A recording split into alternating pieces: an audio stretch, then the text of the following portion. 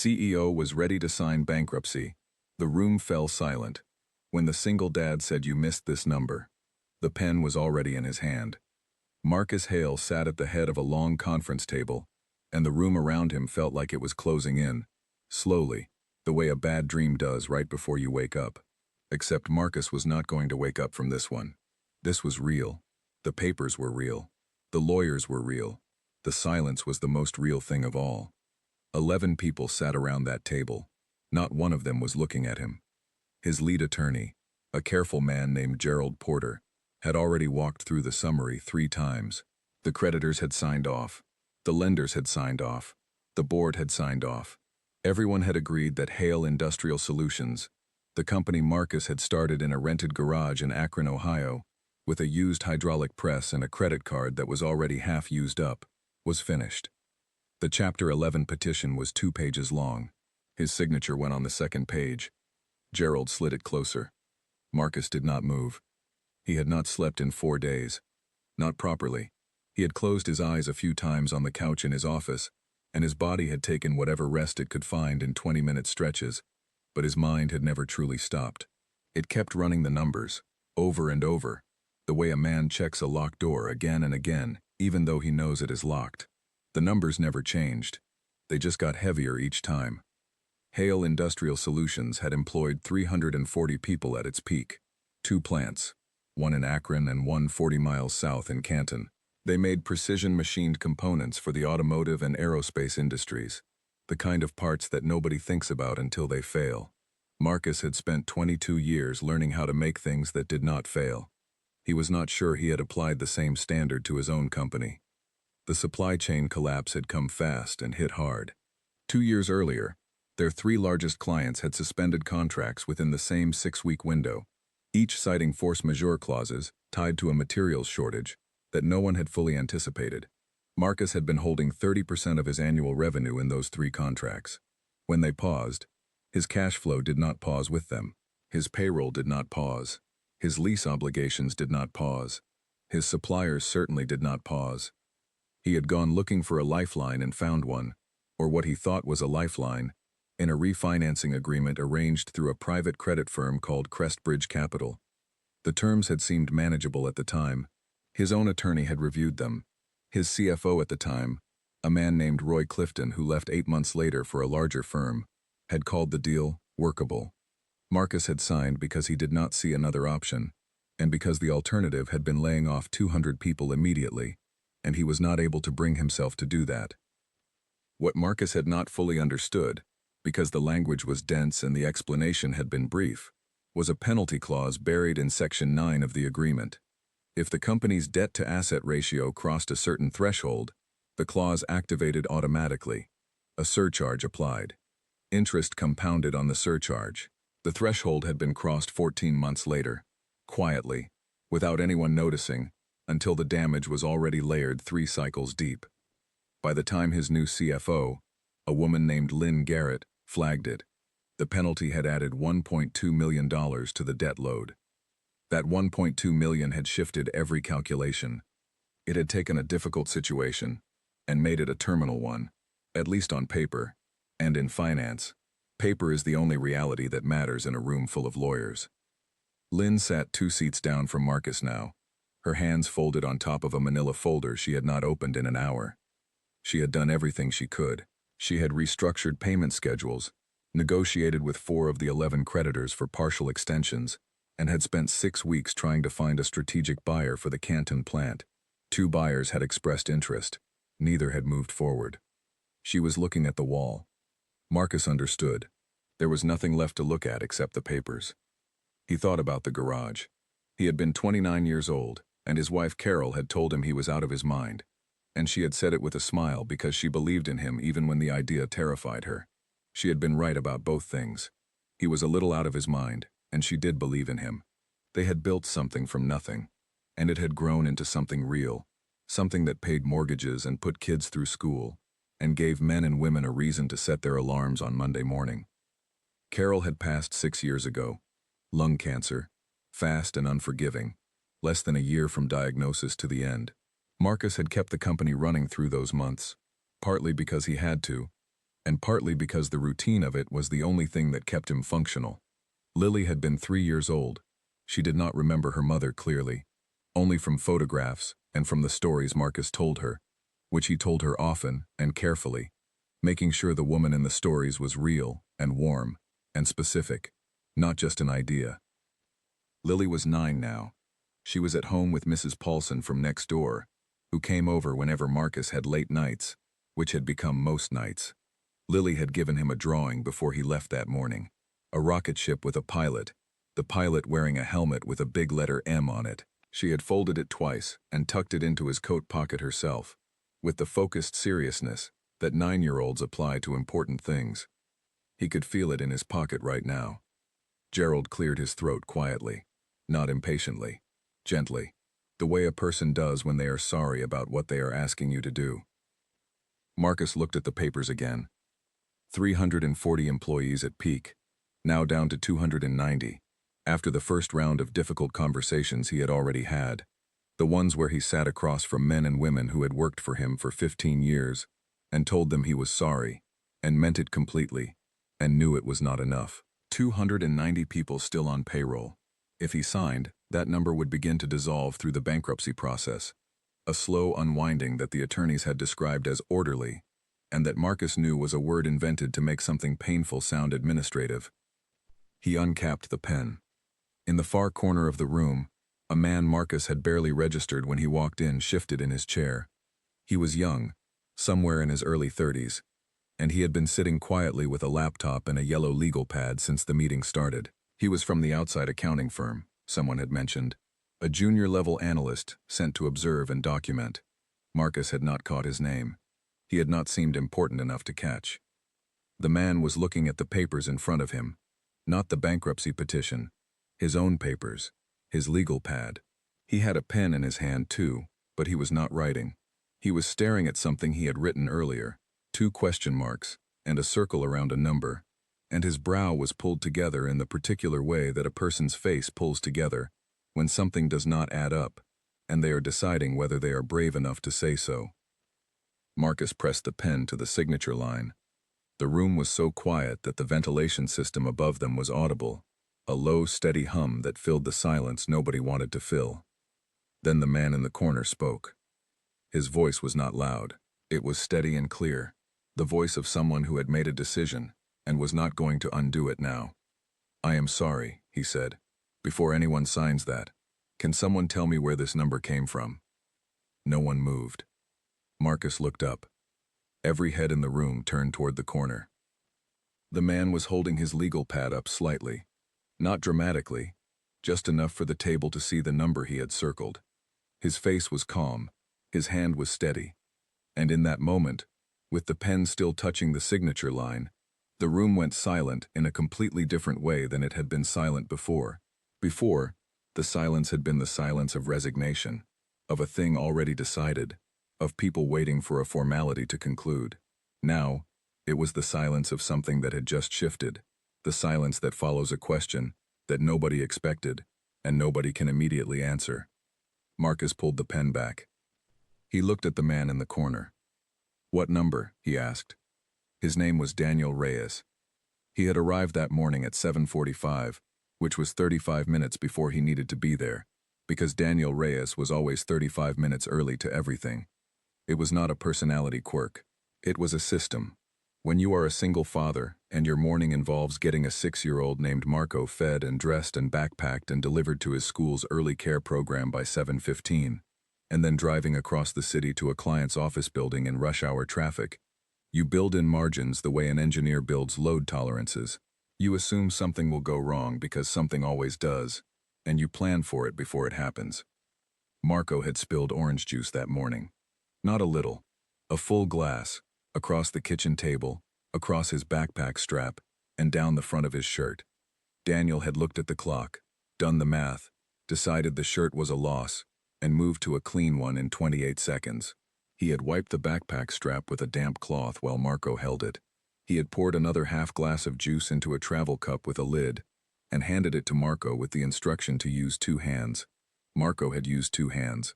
They had made it out the door 4 minutes behind schedule, and Daniel had recovered 3 of those 4 minutes on the highway. He was a man who had learned to recover minutes. He had been told the assignment the night before, at 6:47 in the evening, when a message came through from his supervisor at Dalton and Marsh Financial Advisory, a man named Greg Ellison. The message was brief. Owen Carmichael, the senior associate who was supposed to lead the observer role at the Hale Industrial Creditor meeting, had a family emergency. His backup, a mid-level analyst named Priya, had a deposition in another case that could not be moved. Daniel was third on the list, and Greg's message had the particular tone of someone who had not expected to reach the third name and was faintly embarrassed about it. "I know this is last minute," the message read. "You're observing only. Sit in, document the proceedings, carry back the signed copies. Should be finished by 2. Daniel had read the message, put his phone down, gone to check that Marco was asleep, confirmed that he was, and then sat at his kitchen table with his laptop for the next 2 hours, downloading and reading every piece of financial disclosure material that Hale Industrial had submitted in advance of the creditor meeting. Not because he had been asked to, because the meeting involved a bankruptcy proceeding with 11 creditors and a company with a complex debt structure, and Daniel Reyes did not walk into rooms without understanding what was in them. He read the income statements first, then the balance sheets, then the debt schedule, then the supporting exhibits, all 411 pages of them, in the order in which they were indexed. He made notes. He flagged inconsistencies. Most of the inconsistencies resolved themselves when he cross-referenced the right exhibit, which was how most inconsistencies in financial documents worked. They looked like errors from one angle and made sense from another. Most of them. There was one that did not resolve. It was on Schedule F, which listed the company's unsecured creditor claims. Line 47. A liability of $2.3 million, attributed to a vendor named Meridian Logistics Partners, described as a confirmed and verified outstanding payable.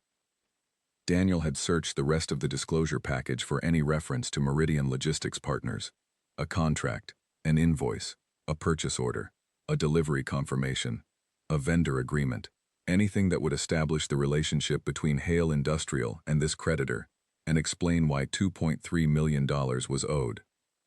He found nothing. He had circled the number with his pen, written 2 question marks next to it, and told himself he was probably missing something.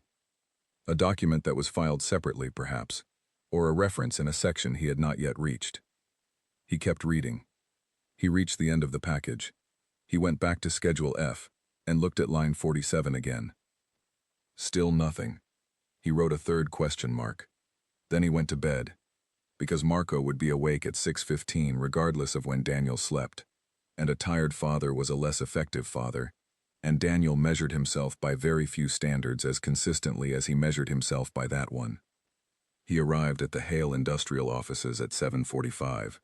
The building was a 6-story glass and brick structure that had probably looked impressive when it was new, and now had the slightly tired look of something that had been well used, without being well maintained. The lobby was quiet. A receptionist directed him to the 4th floor. The conference room was empty when he got there, and he chose a seat in the corner, away from the main table, the correct seat for someone in an observer role, and set up his laptop and his legal pad and waited. The other attendees arrived between 8:30 and 9. Gerald Porter and his associate from the law firm, 2 attorneys from the creditor's legal teams, an auditor from the company's accounting firm, 3 representatives from the creditor group, Lynn Garrett, and then, last, Marcus Hale himself. Daniel watched Marcus walk in. He had seen photographs in the financial disclosures, a headshot in the company profile section, and the man in the photographs had looked composed and assured in the way that professionally taken photographs made people look. The man who walked into the conference room that morning looked like someone who had been carrying something very heavy for a very long time and was close to setting it down, not because the weight had become manageable, but because his arms were giving out. He sat at the head of the table. He did not look around the room. He looked at the papers in front of him. Daniel opened his laptop and his legal pad and prepared to observe. The meeting ran in the way that meetings of this kind always ran, which was slowly and carefully, and with a great deal of language designed to make an irreversible decision sound procedural. Gerald Porter spoke for 40 minutes, walking through the petition, the debt structure, the creditor hierarchy, the projected recovery rates under Chapter 11. He used phrases like orderly wind down and structured resolution and optimized outcome for all stakeholders. Daniel noted that none of these phrases contained the word loss, even though every number in the room was describing one. Daniel listened and took notes and did not speak.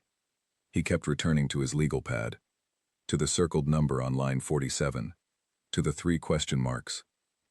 He had been in the room for 2 hours and 40 minutes when Gerald Porter placed the bankruptcy petition in front of Marcus Hale and asked him to sign it.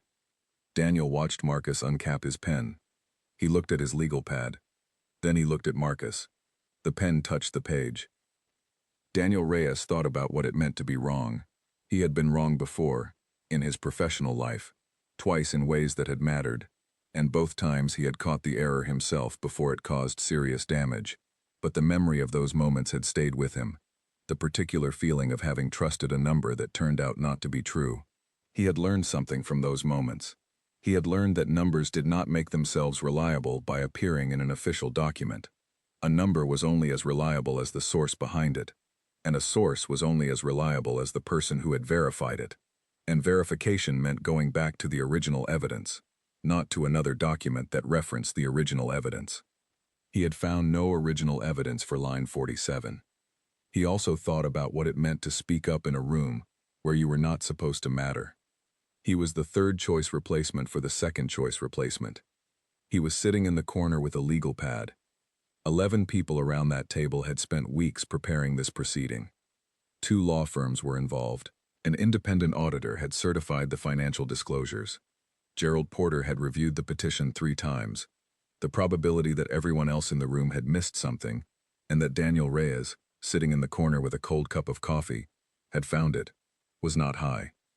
But the probability was not 0. He thought about Marco, not as a sentimental reflex, but practically, the way he thought about Marco whenever he had a decision to make.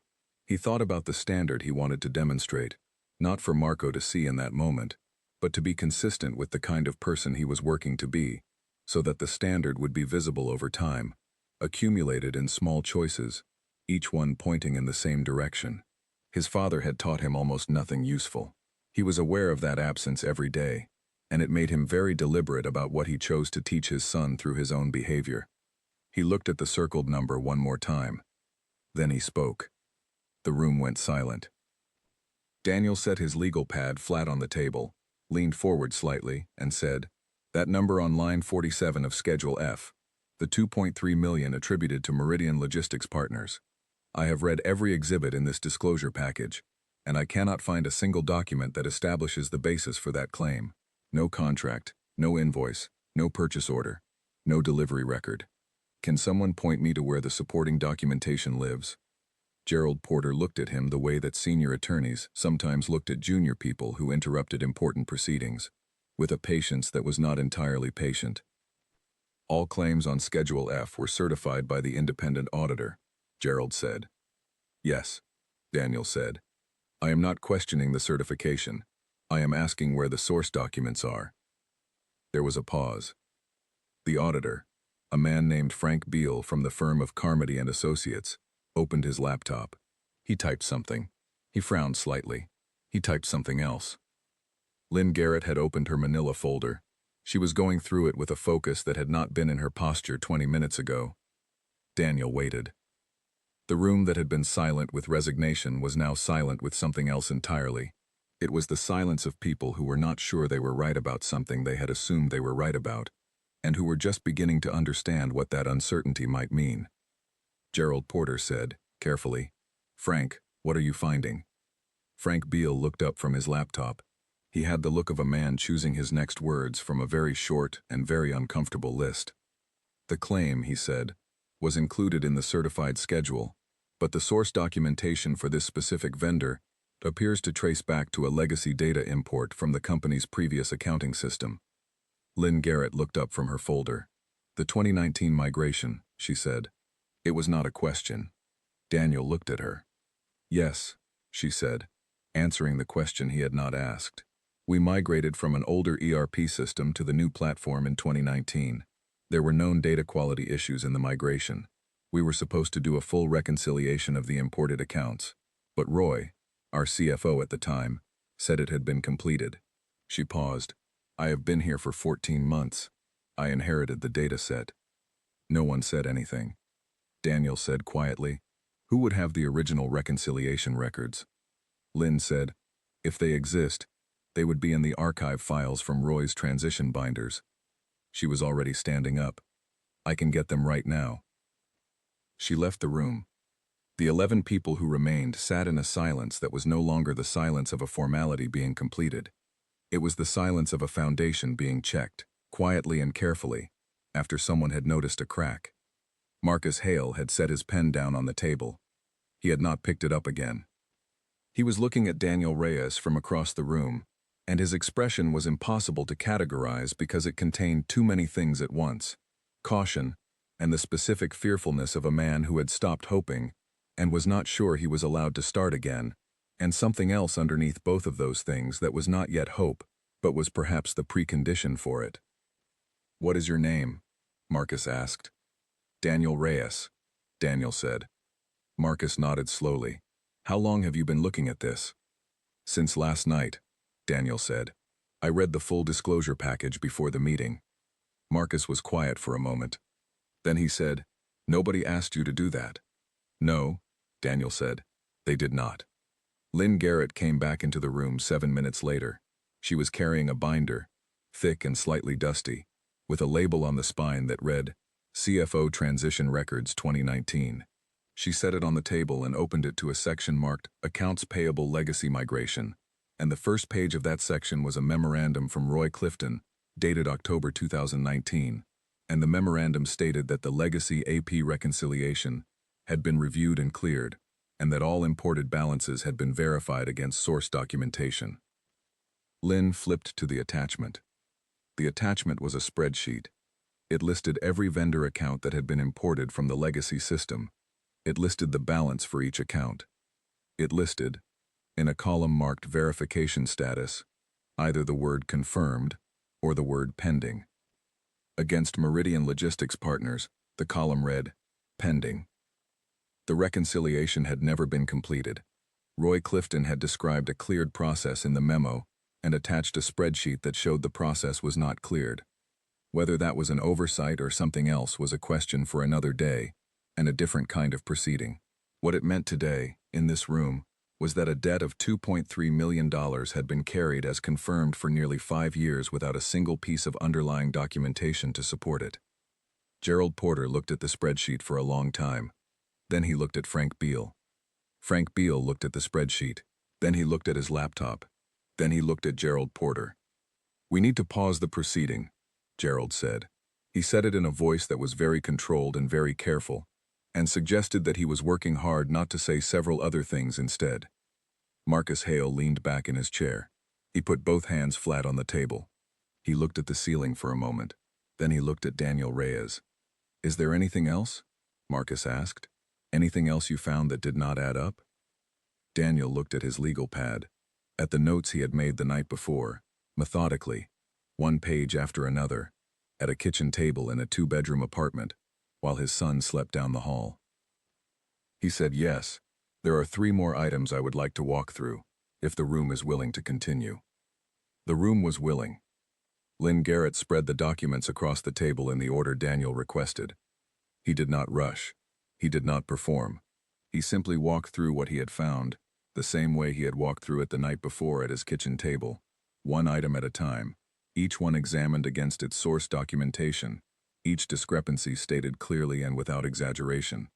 The second item was on Schedule D, which listed secured claims, a liability of $480,000 attributed to a freight carrier called Central States Transport for alleged unpaid shipping services across a 14-month period.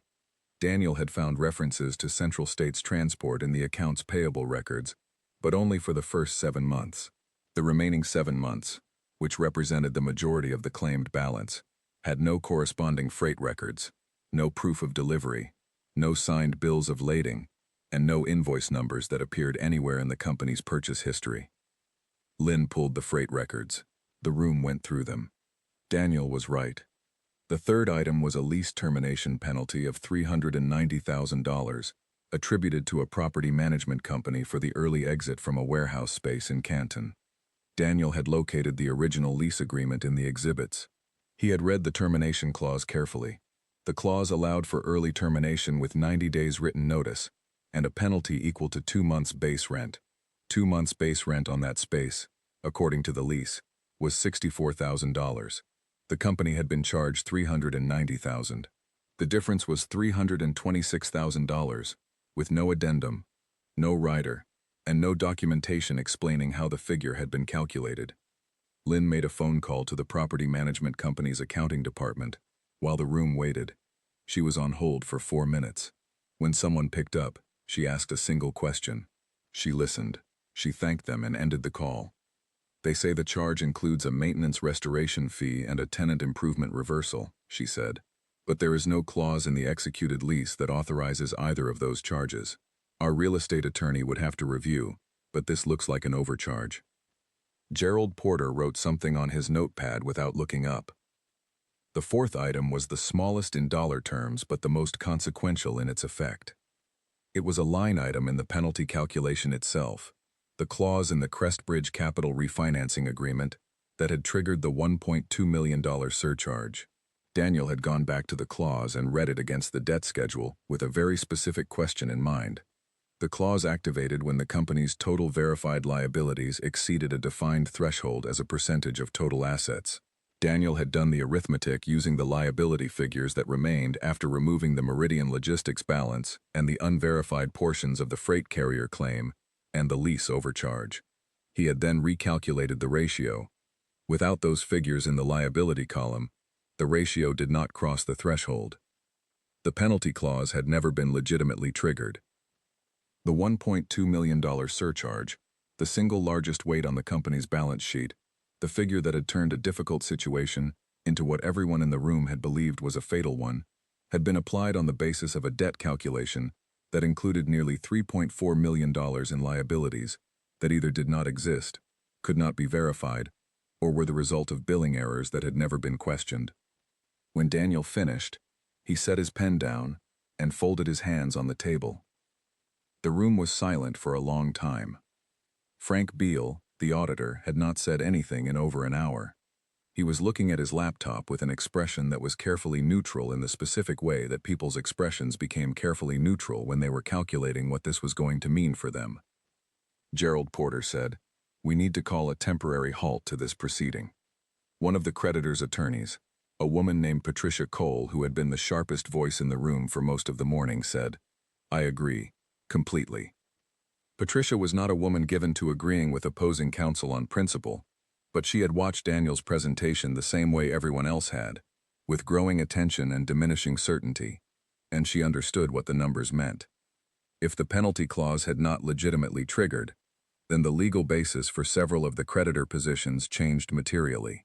Her clients would not want to be party to a proceeding built on miscalculated liabilities. That was the kind of thing that created problems later. Marcus Hale had not said anything since he asked Daniel if there was more to find. He had listened to all 4 items. He had watched Lynn pull the documents. He had watched Daniel walk through each calculation without drama or haste, simply following the numbers to where they led, the way a person follows a trail, not because they are certain where it ends, but because they are certain the trail exists. Marcus was not a man who cried easily. He had learned to hold things internally because there had been no other option. First through the years of building the company when fear had to be converted into action every morning, and then through Carol's illness, when grief had to be managed around the needs of a toddler and a business simultaneously. He had developed a very effective internal system. It rarely failed him. It was close to failing him right now. He looked at the petition on the table in front of him, the uncapped pen lying beside it, the signature line that was still blank. He looked at Daniel Reyes, who was sitting quietly in the corner chair, legal pad closed now, hands folded, waiting to see what the room would do with what he had given it. "How did you find this?" Marcus said. The words came out more quietly than he intended. Daniel considered the question for a moment. "I read everything in the disclosure package before I came, all 411 pages. Last night," Marcus said. "Yes." "After hours?" "Yes." Marcus was quiet. Then he said, Nobody told you to do that. No, Daniel said. But I was going to be in the room. I wanted to understand what was in it. Marcus picked up the pen.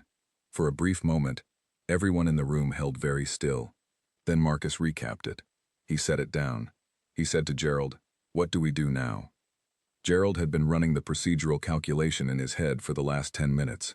He explained it carefully. The proceeding would be formally suspended. The creditor group would be notified of the revised liability figures pending re-verification. The Crestbridge capital penalty clause would need to be reviewed by independent counsel against the corrected debt schedule until all disputed figures were either confirmed through source documentation or removed from the liability schedule. No final petition could be submitted. The process would take time. The outcome was not guaranteed. There were real debts on that schedule, verified ones, that Marcus still owed. The company was not saved simply because several numbers had been called into question. But the frame of the situation had changed. The walls had moved. The room that had been sealed was not sealed anymore.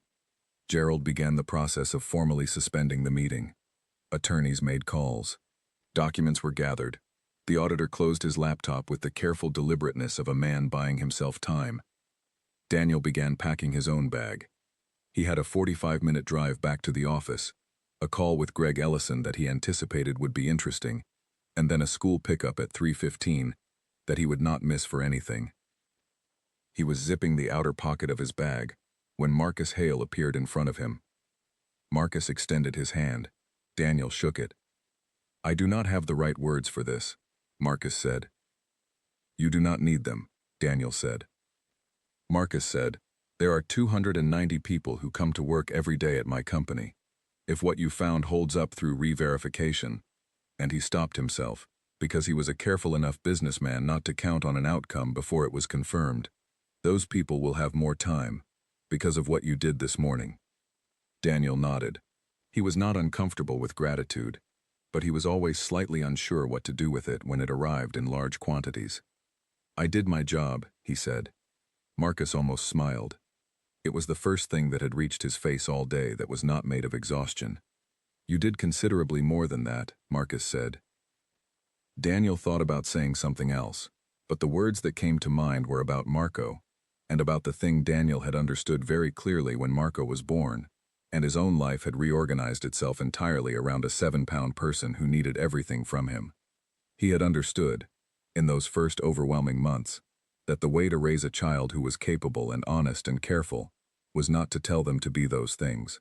It was to be those things himself, consistently, where the child could see it, and also where the child could not see it, because the version of yourself that exists when no one is watching is the truest version, and children were better readers of that version than most adults gave them credit for.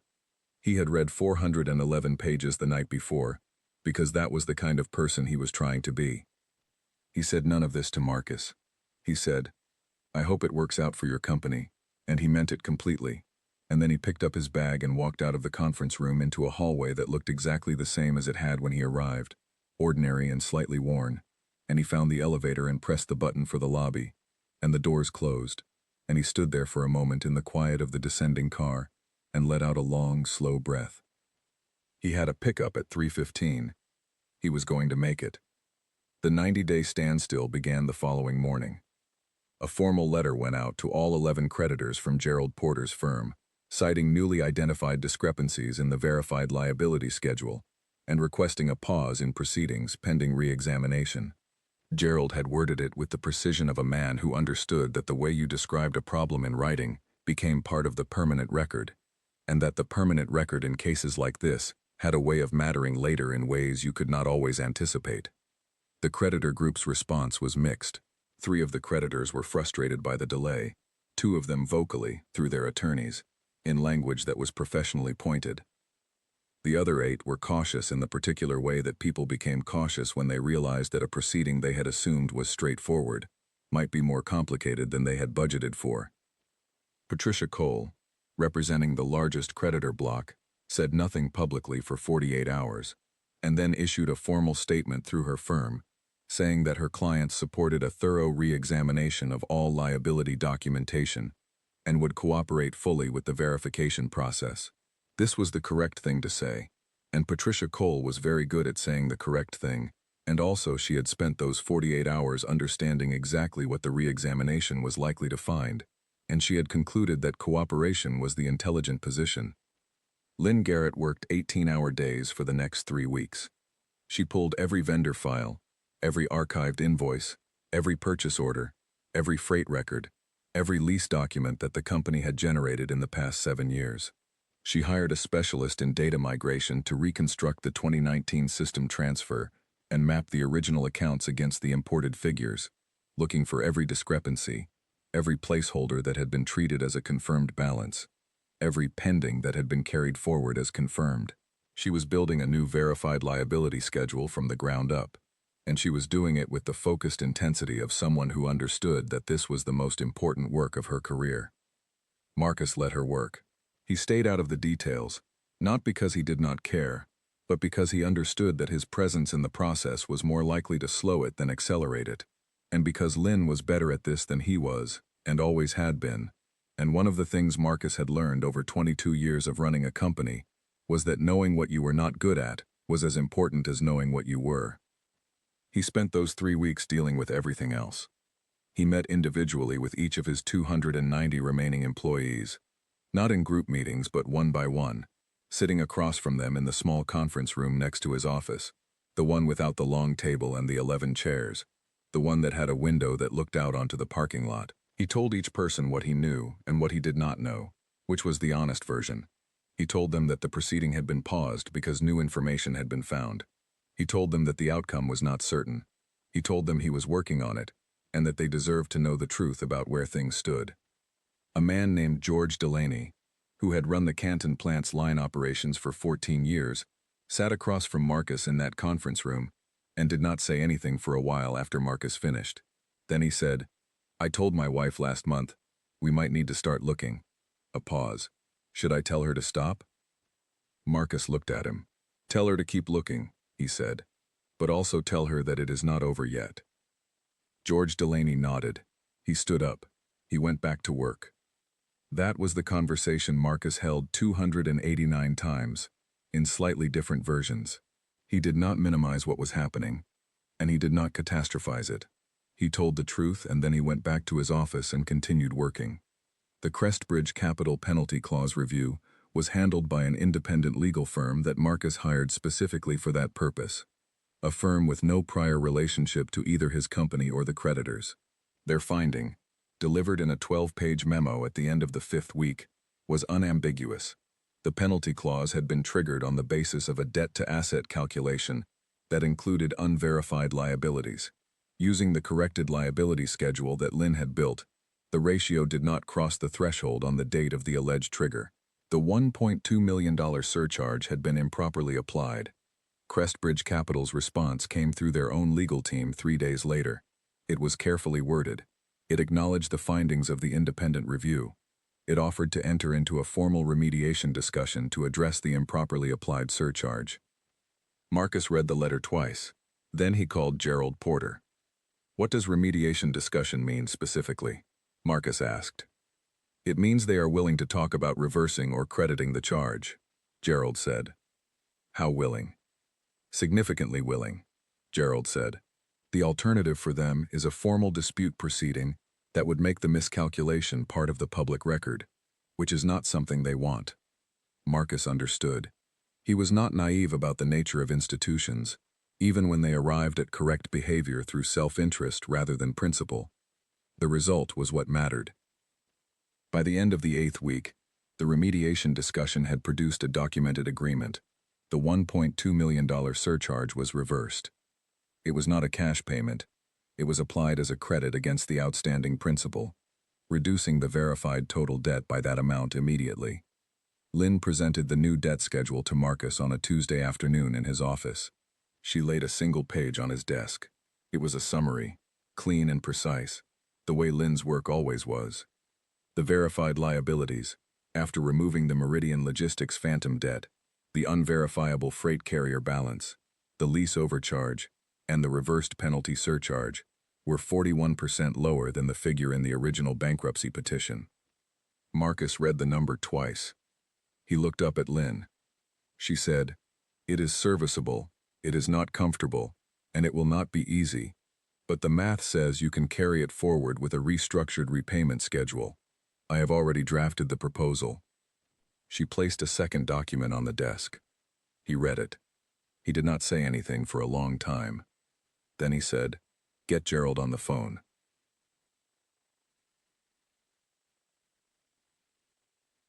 The restructuring proposal went to the creditors at the beginning of week 11. It laid out a revised repayment plan, built on the corrected debt schedule, with amended terms and a schedule that the company's verified cash flow, lean as it was, could realistically support. It was not a proposal born from abundance. It was a proposal born from the gap between what was real and what had nearly been mistaken for real, and that gap had turned out to be just wide enough. 8 of the 11 creditors agreed to the terms within 2 weeks. One took 3 additional weeks and 1 amendment to the payment schedule. The remaining 2 required a mediation session, 2 weeks of additional negotiation, and the presence of Gerald Porter at his most diplomatically persistent before they signed. But they signed. The bankruptcy petition was withdrawn on a gray Thursday morning in November, 93 days after the meeting where Marcus Hale had held a pen over a signature line, and a man in the corner had asked a question. Marcus was in his office alone when Gerald called to confirm the withdrawal. He thanked Gerald. He ended the call. He sat at his desk. He looked at the rocket ship drawing on the wall, the one Lily had drawn for him, the one with the pilot wearing a helmet with a big letter M on it, which he had taken out of his coat pocket that evening, after the suspended meeting, and unfolded and held for a moment, before he framed it. He had not told Lily much about the difficult months. She was 9. She knew that her father was working very hard, and that sometimes he came home late and looked tired. She had adapted to this the way children adapted to things, by finding the normal in it, and by drawing him pictures, and by leaving small notes on the kitchen counter that said things like, "Good luck today," in her blocky, careful handwriting. He had kept every note. He looked at the rocket ship for a moment longer. Then he picked up his phone and called the one person he still needed to call. 6 months after the restructuring agreement was signed, Marcus Hale sat at a table in a restaurant called The Caldwell on the east side of the city, waiting for Daniel Reyes. It was a Thursday, 1:15 in the afternoon, not a special occasion. Marcus had called 3 weeks earlier, reached Daniel's voicemail, left a message saying he wanted to buy him lunch if Daniel was willing, and given his number. Daniel had called back 2 days later, and they had sorted out a date in the way that 2 busy people sorted out dates, by working around school pickup times and client meetings, until a window opened that suited both of them. Daniel arrived at 1:17. He was wearing a dark jacket and carrying a bag over one shoulder, and he looked the same as he had looked in the corner of the conference room 6 months earlier, calm and alert and slightly focused, the look of a man who was almost always thinking about something. He spotted Marcus and came over, and they shook hands and sat down.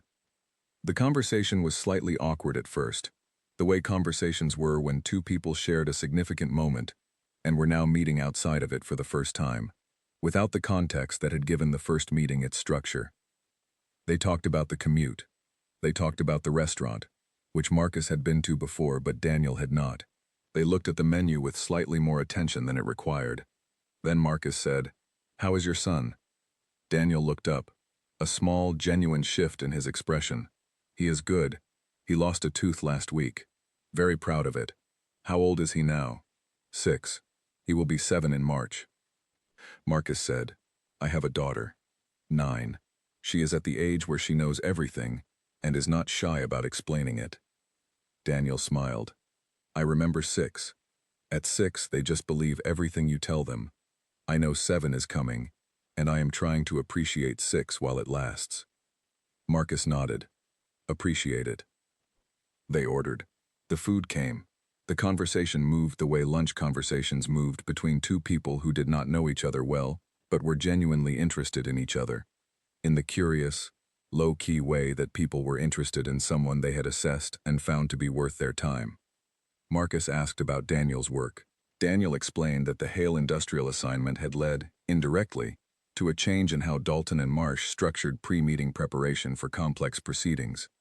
Greg Ellison had written a formal process update that now required full disclosure review before any creditor or restructuring meeting, regardless of the analyst's assigned role. It was 3 paragraphs in an internal policy document. Daniel's name did not appear in it. He did not seem bothered by that. Marcus said, "And you? Your own position?" Daniel said, "I was promoted in August. Senior analyst. 1 level." He said it in the same tone he might have used to describe a new parking spot. "Is that what you wanted?" Daniel considered this honestly. "It is what the structure offered. I would eventually like to lead my own engagements rather than support other people's. That takes time. I am building toward it." "How long have you been at Dalton and Marsh?" 4 years in January. Marcus was quiet for a moment. Then he said, "I want to be direct about something, if that is all right." "Of course. I am looking for someone to lead our internal audit function. We did not have one before. We clearly should have. I am building it now." He paused. "I have spoken with 2 candidates through a formal search. They are both competent.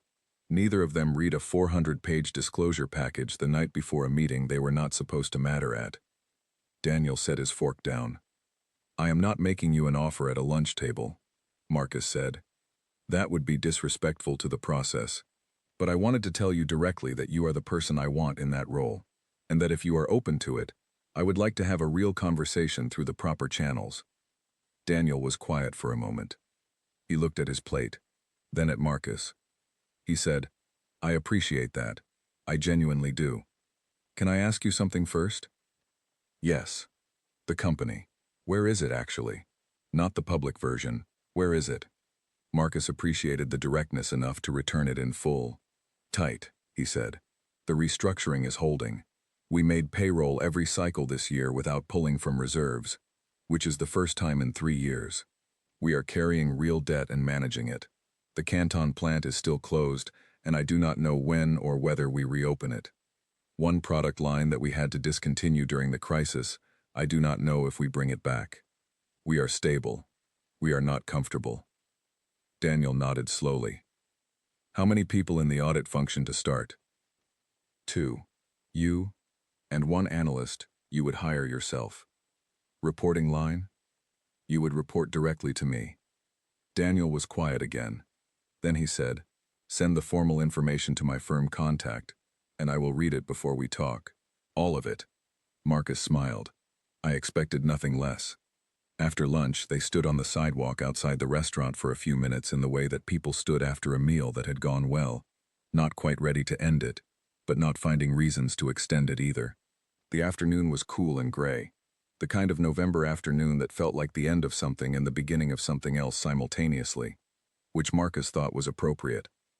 Daniel said, "How is the company doing? Honestly, from the inside. Not the numbers, the people." Marcus thought about that.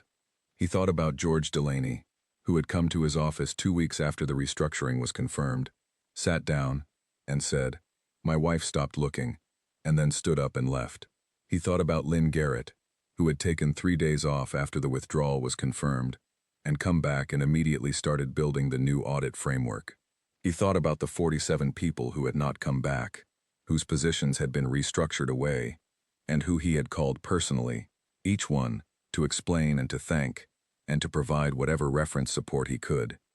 "The people who are still here are working harder than they were before," Marcus said. "Some of them are working harder because they are grateful, and some of them are working harder because they are still scared, and some of them are working harder because they have decided that this place is worth saving, and they want to be part of saving it." He paused. "I am not sure those are different things." Daniel nodded. "And you?" Daniel said, "How are you doing?" Nobody had asked Marcus that in a professional context for a long time. People asked how the company was doing. People asked about the restructuring, and the debt schedule, and the creditor relationships. They asked about operational strategy and recovery timelines.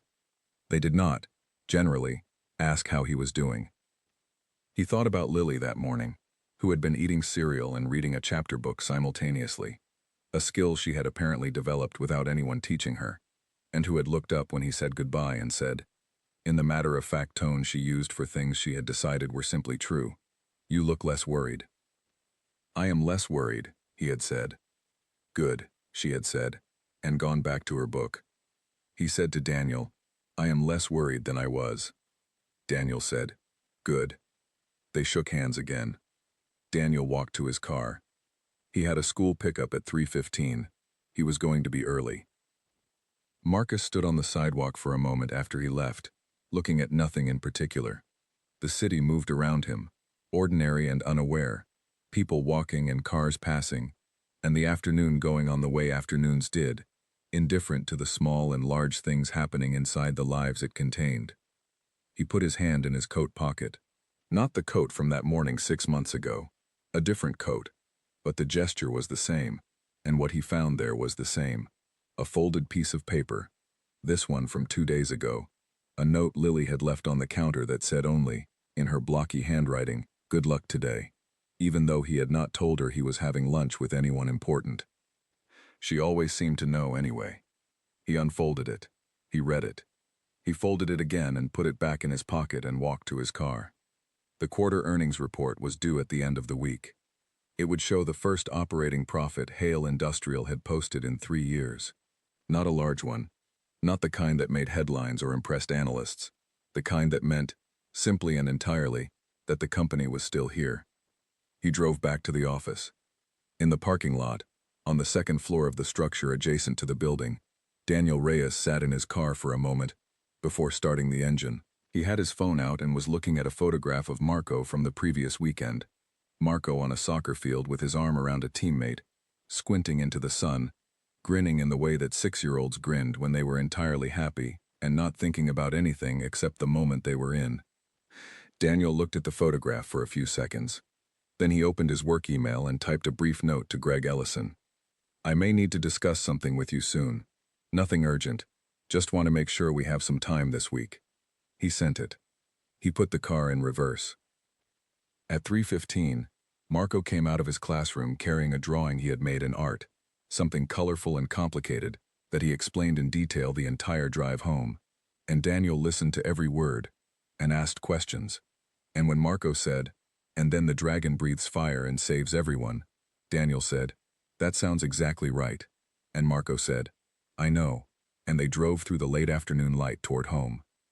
The number on line 47, a tiny thing, circled twice on a legal pad, at a kitchen table, after midnight, by a man who read everything because no one had ever told him not to, and because the habit of careful attention was the one inheritance he had chosen for himself, and was now, slowly and deliberately, passing on. Some numbers, carried forward incorrectly, became debts that seemed permanent, and some questions, asked quietly by someone who was not supposed to matter, became the exact thing that changed what was permanent and what was not. Daniel pulled into the driveway. Marco was already unbuckling. The story did not end with a flourish. It ended the way most true things ended, with two people going back to their lives, and the lives being ordinary, and the ordinariness being, in its own quiet way, everything.